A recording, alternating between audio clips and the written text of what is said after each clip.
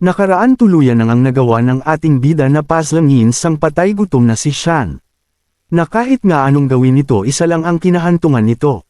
At may panibagong karakter na manazang na tuluyan itong naiinis sa ating bida at dapat na daw nitong mapatay. Ito dahil isa nga daw na banta ang ating bida sa kanila. Dahil nga sa ginawa nitong pag-anilisil sa kakayahan o status ng ating bida. Hindi nito nagawa at dido basta-basta ang ating bida first time nangyari ito sa kanya. Nagpakita na nga ng kakayahan si Long Yan sa nakaraan kwento, ang hindi matalo-talo ng maraming hunters. Mag-isa lang nito nilampaso ito. Pinakita din ng ating bida na nagmamasid lang pala ito, at naghahanap ng tamang shampoo na maligtas si Angier. Tuluyan na nga din nakarating si Long Yan sa isang estatwa wawasakin ng ganito at ito pala ay ang isang seal para lumabas ang boss dungeon.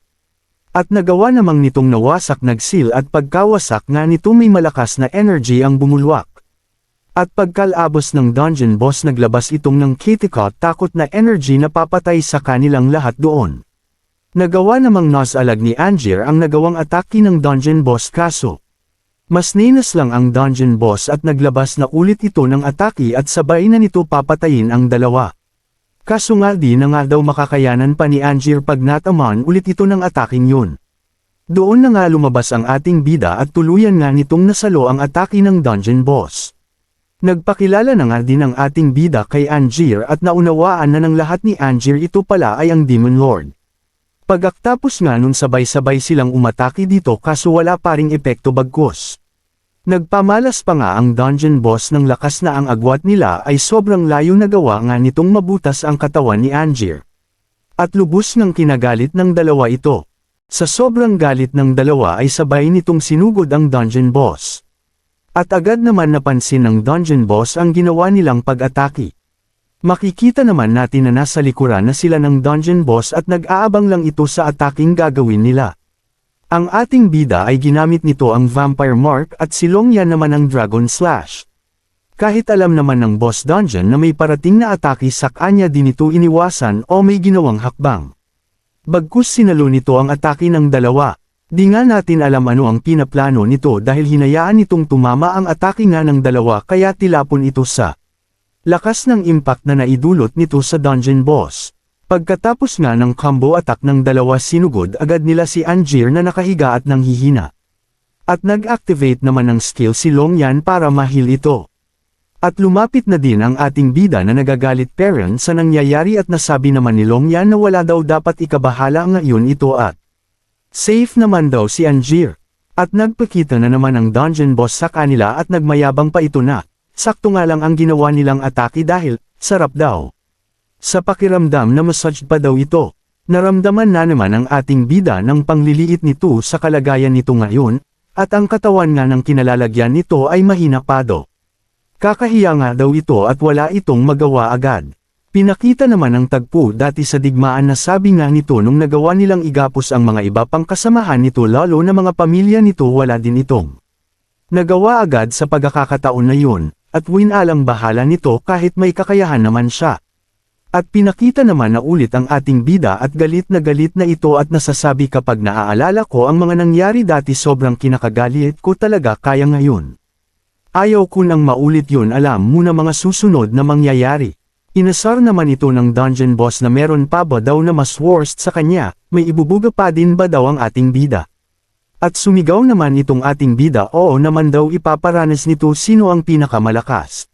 Nagdash na nga ito ng napakabilis. Sobrang bilis naman itong paatake sa dungeon boss at nag-activate ito ng blood burst na skill, na ang HP nito ang kabayaran sa paggamit nito. Dito na nga nakita ng dungeon boss na sobrang bilis nga nitong ating bida at dito inakalang ganon. Solid naman ang ginawa ng ating bida at wala daw itong kwente kahit sino pa ito mamatay daw ito ngayon. Napigilan naman ito matilapon sa malayo pero ang damage ng ginawa ng ating bida ay kitang-kita dahil bumulwak ang dugo nito nang hindi nito namamalayan sa bilis. Nang atake na ginawa ng ating bida sa kanya, kay di na nito nagawang maiwasan pa. Naiinis na nabibigla ang dungeon boss na hindi nito inasahan magagawa nitong masugatan siya tapos sa pagmumukapado nito. Buweset naman ang ating bida at di po rin humuhupa ang galit nito na nasabi pa sa dungeon boss na, kapal ng pagmumuka mong tinatawag mong Hellmaster. Ang sarili mo, ngayon lasapin mo ang tutong impyerno. Kaya naman din ito hinayaang makapag-counter dahil sobrang bilis ang ginawa nitong atake sa dungeon boss na nagmukha lang itong punching bag. Talagang bulwak ng dugo ito at naging laruan lang sa ating bida ang dungeon boss na kanina sobrang yabang. Pinakita naman ng ating bida na sobra din itong binabali ang lahat dahil pala rin na 10 seconds lang pala nito pwedeng magamit nito ang skill at kada gamit nito. Pabawas ng pabawas ang HP ng ating bida at ang bagal naman ng recovery life nito sa ngayon. At pinakitang kinawawa na nga nito ang dungeon boss at di na nga nakakatch ng mga mata sa bilis na ginawa nito.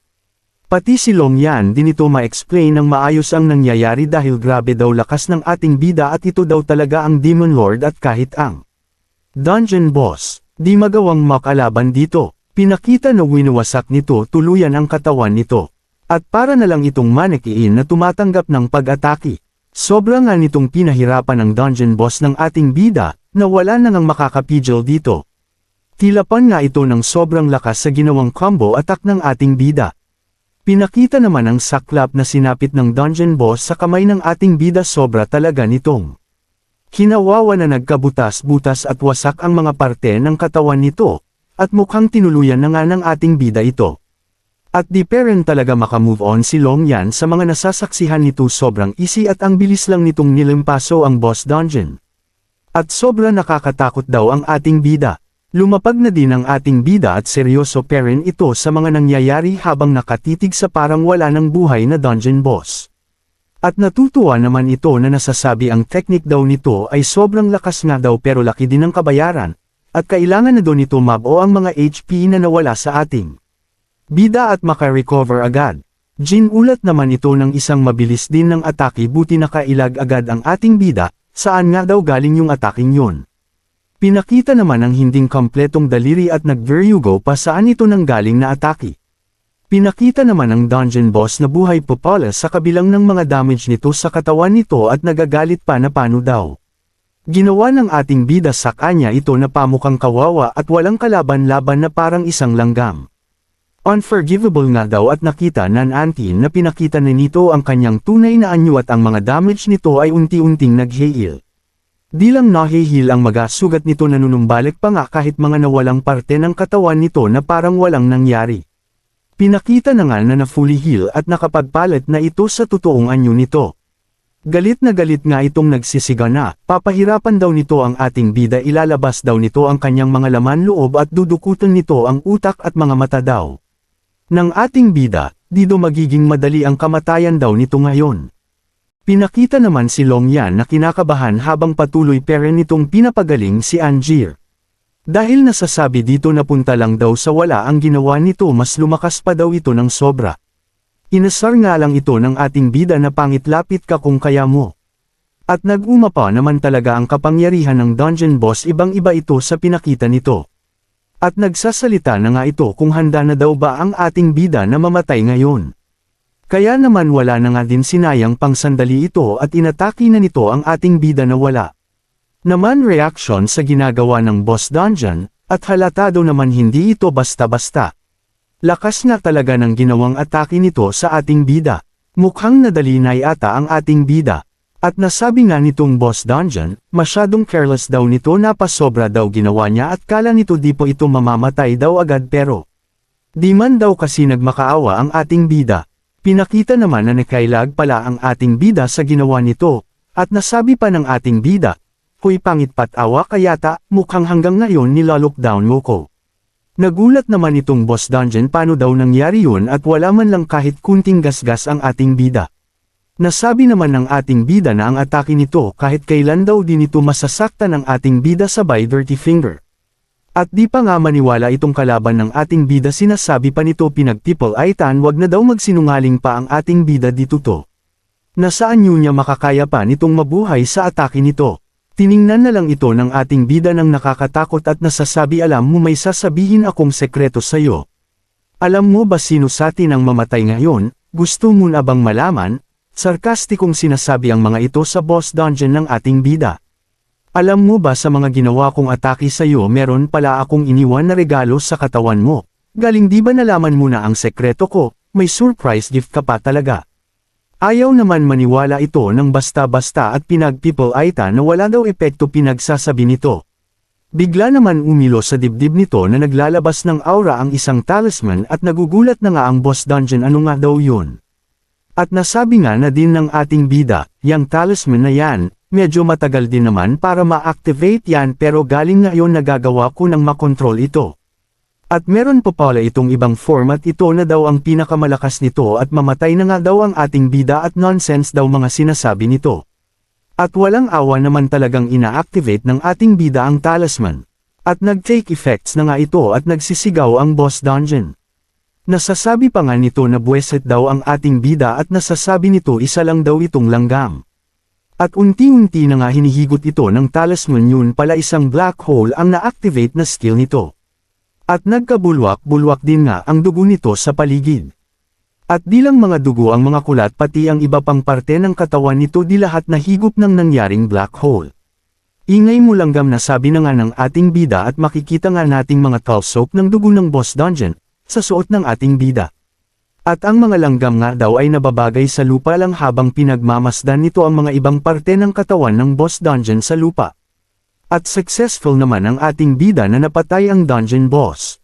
Lumitaw na nga rin ang system notification at nakasaad naman dito ay pinatay nito ang level 60 na boss at nakakuha ito nag-6,000 Conqueror points at successfully rin na-unlock daw nito. Ang Demon King's Challenge mission na naman na may intermediate na rank. Nasabi naman ng ating bida habang nakita ni Sho ang intermediate rank mission, iniisip nito ano daw kaya mga makukuha niyang mga rewards daw doon. At may nakuha pa nga itong isang kakaibang gem na may naka-engrave na fire. At ito pala ay historic rank item na Hell Master Certificate at magagamit daw ito para palakasin ang mga related sa fire elements. Nagulat naman ang ating bida sa nalaman nitong information sa hawak nito at naisip na nga nito na hindi lang ito basta-basta magpapa-upgrade magpapa-evolve pa daw, at naiisip naman ito na gamitin sa kanyang skeleton para maging skeleton fire. Natapos naman bigla sa pag-iisip ang ating bida at may nagsisalitang isang individual habang palapit. Sila dito ang dalawa ay kilala na natin si Jingjing at ang isa uncle ni Jingjing na si Zhang, at ito na nga na naman. Ang isang tagpo na panibagong patay gutom na naman ang makakaharap ng ating bida, nasasabi nga nitong Zhang na ito na pinupuri kita bata sa nagawa mong pagkitaw sa halimaw. At napatingin na nga ng di maganda ang ating bida alam na nito anong sinadya na naman ng mga patay gutom na ito. Sobrang kapal nga ng pagmumuka ng patay gutom na ito na sabi nga nito na ang hawak daw ng ating bida na item ay hindi daw sa kanya, bigay nga daw nito sa kanila. Mapapansin natin na hindi kagustuhan ni Jingjing ang mga naririnig nito mula sa Uncle Zhang nito. Kaya nga pinagtanggol nga ni Jingjing ang ating bida sa mga pinagsasabi ng patay gutom na uncle nito. Wag daw ganun at ang ating bida nga daw ang nagligtas sa kanya. At nagalit naman itong uncle nito kay Jingjing at nasabi mga nito, masyado kap ang bata sa mga ganitong sitwasyon, at kailangan yung item na yun para sa profession at requirements nagtatay mo. At dipanga sumagot ang ating bida sa mga naririnig nito, pero nasabi nito sa isip niya na profession change item.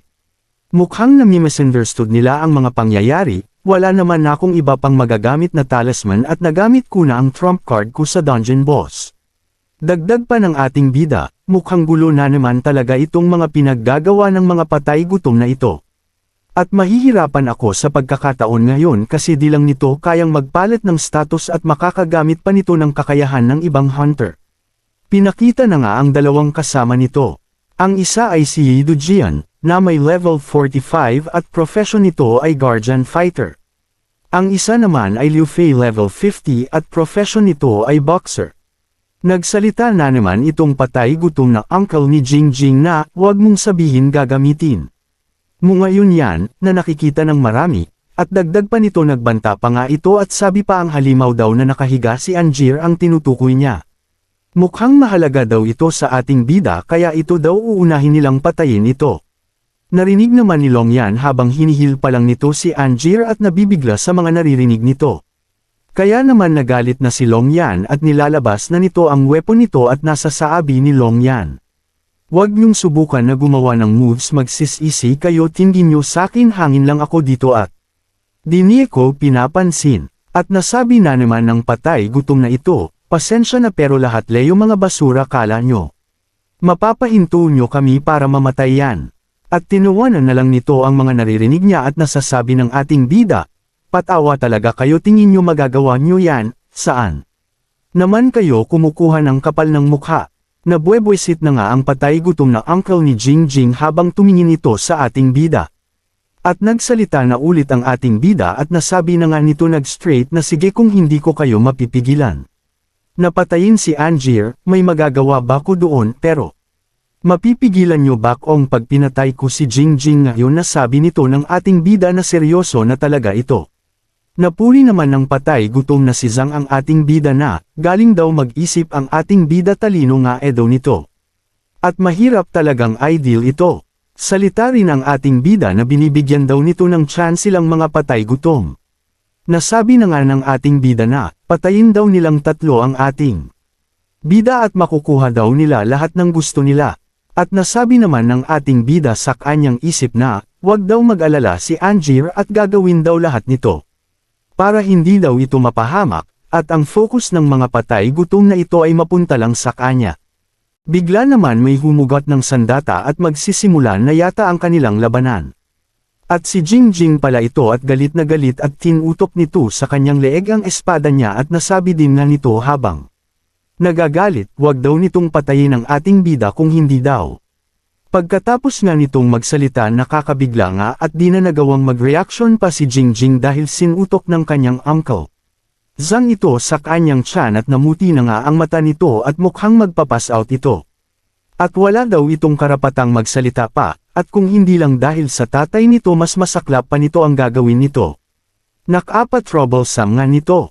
May nag-dash na nga ng napakabilis. Ito pala ang ating bida na paugoy sa patay gutom na si Zhang. Habang pasugad nga ang ating bida sa patay gutom na ito, may nagdash din na kasama nito para ito ang hamarang sa gagawin ng ating bida. At naglabas na nga ito ng skill at handang-handa na sa ating bida. Tumama na nga ang atake ng ating bida dito kaso, di nga nagawang basagin ang ating bida ang ginawang harang nito at nagulat pa. Umaksyon naman na ang patay gutom na si Zhang, mukhang gagamit din ito ng skill habang nasa likod ito ng di mabasag na harang ng ating bida. Naglabas pala ito ng isang skill na meteor at napatingin na nga ito sa parating na atake nito, nagmamula sa itaas nito. Nagawa naman Mikailag ng napakabilis ng ating bida sa ginawang ataking ng patay gutom na si Zingang. Di nga napansin ng ating bida at may nakaabang na pala na isa pa nilang kasamahan. At tagumpay naman ang nagawa nilang combo sa ating bida, at sobrang lakas nito, tilapon talaga ang ating bida. Inamin naman ng ating bida na hirap talaga ito sa tatlong ganito ang level na lakas. Habang nakasandal na lang ito sa pinagbagsakan nito, bigla naman may humuning tila isang kabayo at sa paglinggan nga ng ating bida at nakita nito ang warhorse at tataka bakit nandito pa daw ito. At napag-isip ng ating bida at nanlaki ang mata nito, ang dead spirit na warhorse ito ay sabay sugod na nga ito papunta doon at worth the risk nga daw. At may sumigaw na nga at nakita na tumakbo ang ating bida at nasabi nga nito gusto daw ng ating bida na tumakas, wag daw nilang hayaan na mangyari yun. Nag-release na nga ito ng panibagong spell at sinasabi naman wag kang mag-alala, hindi mangyayari yun, may mga nakahanda na akong gagawin bago pa lang nito maisipang tumakas. Ginamit na nga nito ang pinakamalakas na atake nito, ang ultimate falling star nga daw. At yubod nga talaga ng laki nito. At nag-hand gesture ito na mukhang sa ating bida nito ibabasak ang ataking ito. Makikita naman natin na hindi pa nakakarating ang ting bida sa warhorse at ang bilis naman bumubulusok sa kanya ang atake ng patay gutom na si Zhang. At malapit na ngang maabot ng ating bida ito at nasabi nga nito wag sanang umalis agad ito at alam niya wala itong panaman sa sobrang bilis nga nitong warhorse. Di nga ito umalis bagkus may ginawa pa ito, mukhang hinihintay nito ang ating bida. Kaya nagulat nga ang ating bida bakit daw lumuhad ito, ano daw ibig sabihin nito. At tuluyan na nga tumama ang malaking ultimate falling star ni Zhang na patay gutom. Sobrang nag-alala naman si Long Yan at nakita ang pangyayari, baka daw napatay na ang ating bida. At nagutos na nga si Zhang na tingnan daw nito ang ating bida kung may makukuha pa daw ito mga items nito na na-drop. Huwag daw nitong sayangin ang pagkakataon. At bigla naman may malakas na pressure ang nangyari at patigil nga sila sa paglalakad. Napabalik nga ito dahil paalis na nga ito kanina at nasabi nga nito kung buhay pa do nito ang ating bida. At pinakita naman na ang anino ng dalawa at mukhang nakasurvive nga sa ataking yun. At tuluyan na nga pinakita sila at walang kahit anong gasgas ang na-receive nila sa ataking yun. Nakikita naman nila ang ating bida ay nakasakay na sa warhorse at unti-unti itong naglalakad papunta sa kanila. Bilis nga nitong nagdash na papunta sa kanila. At bigla naman maghahanda rin ang may malakas na pangsalag na skill na pupwesto na nga ulit ito. Nakapaglatag na nga ito ng shield ulit. Sinalag na nga nito ang atake ng ating bida kaso. Laking gulat nito bakit nag-yellow ang armor nito. Unti-unti na nga pinapakita ang ating bida at mukhang may nabago dito. Pati ang kanyang braso may kakaiba itong kasuotan. Pinakita na nga ang ating bida at may panibagong kasuotan nga ito. At binabati ito ng system dahil successfully nakuha ni nito ang isang legendary profession na Necromancer Knight. At nabigyan ulit ito ng panibagong skills ang Death Frostfire at Death Resonance. Pinagmamasdan na nga ito ng patay gutom na si Zhang at nasasabi nito, laki nga daw. Nang panghihinayang nila yan pala ang susi para makapag-unlock ng new profession. Dagdag pa nito ngayon lang daw nito nakita ang ganyan. Pinakita naman ang ating bida ayaw na ayaw daw nitong sumasakay sa kabayo dahil sumasakit daw ang puwet nito. Nagseryoso na nga ang ating bida at nasasabi nito sa isip nito na, ngayon dami na nga daw nitong nalalaman tungkol sa mga tao. At dito daw marami daw iba't ibang uri na kakaibang pag-iisip ng tao na di lumalayo sa mga kaisipan din ng halimaw mas gaaman pa nga ang iba dito.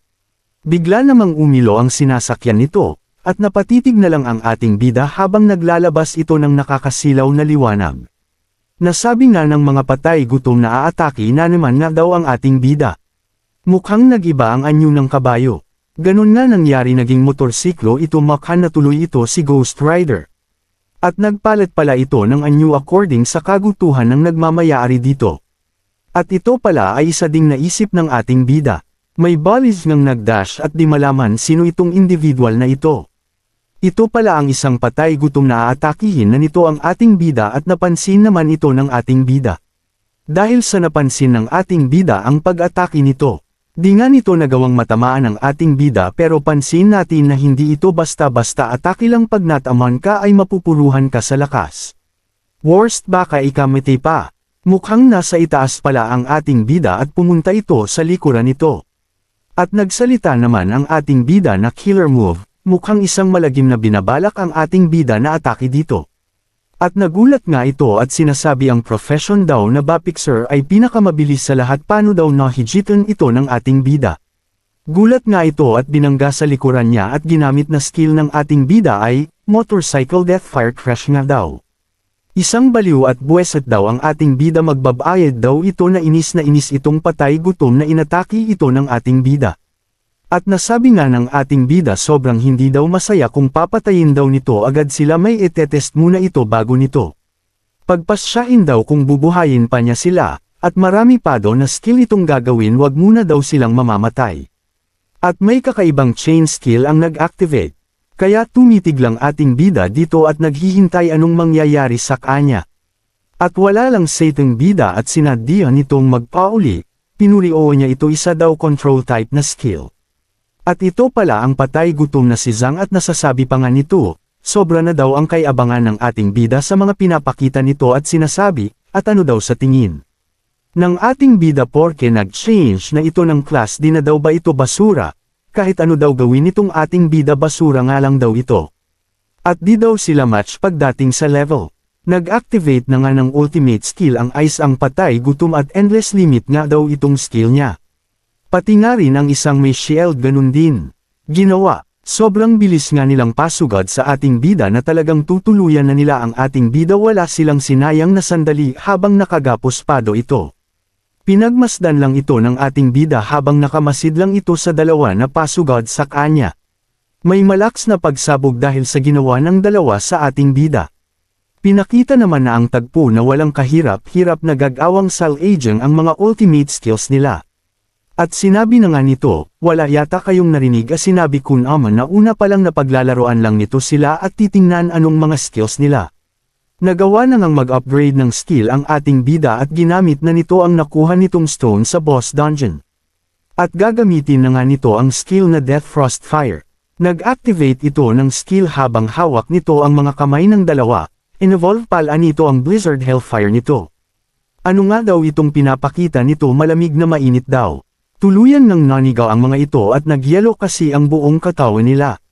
Winasak na nga lang ito ng ating bida. Kasabay nito nakakuha na nga ito ng experience points na tag 80,000 experience points bawat isa, naglanag level 26 din ang ating bida. Pati pala ang patay gutom na si Zhang kasama sa napagyelo nito pero kay Zhang kalahati lang at nakikita peren ang ulo nito na nagagawa pang magsalita. Nagmakaawa naman na itong patay gutom na si Zhang at tanggap na nga daw nito ang pagkatalo niya. Nasabi na nga lang ng ating bida na di daw pumapabor dito ang tadhana ngayon nag-level na naman daw ang ating bida at naka-unlock pa daw itong ng panibagong skills. Pagtataka nito at nakaramdam na ng pagkitikot, ano daw skill A ka nito? At tinataas na nga ng ating bida ang kamay nito kasabay ng pagpaplabas nito ng mitinding aura. Bumangon naman na ang mga kasamahan nito na naunang nang namatay at may kakaiba sa mga ito ngayon. Ang skill na pala na ginamit nito ang Death Spirit Summons daw. Pinasugot na nga nito ang dalawa at di nga makaalis itong patay gutom na si Zhang at palapit na rin dito ang dati nitong kasamahan. Bumubulwak na nga ang mga dugo nito habang nagsisigaw na mamamatay na daw ang ating bida, at mamamatay daw ito ng hindi kaaya-aya. Nasabi naman ng ating bida na kapakipakinabang ito, kahit na kapag nasummon sila hindi naman nila magagamit ang dating mga skills nila. Dahil naging parang zombie sila na walang ibang pwedeng gawing atake daw kundi kumagat. Natuluyan na ngang namatay si Zhang at naging 3 na silang mga alagad nito. Pinakita naman ng ating bida na sarap daw ng pakiramdam ngayon patuloy na daw itong lumalakas. Abangan tuluyan na ngang nakuha ng ating bida ang inaasam nitong makapagpalat ito ng class. At papatayin na rin ba niya si Jingjing, katulad sa ginawa nito sa mga patay gutom na kasama nito? Na magiging alagad din ng ating bida. At sa susunod na kwento tuluyan na ngang nahil at nagkamalay si Angier. At dito na ba tutuluyan ng ating bida si Long Yan?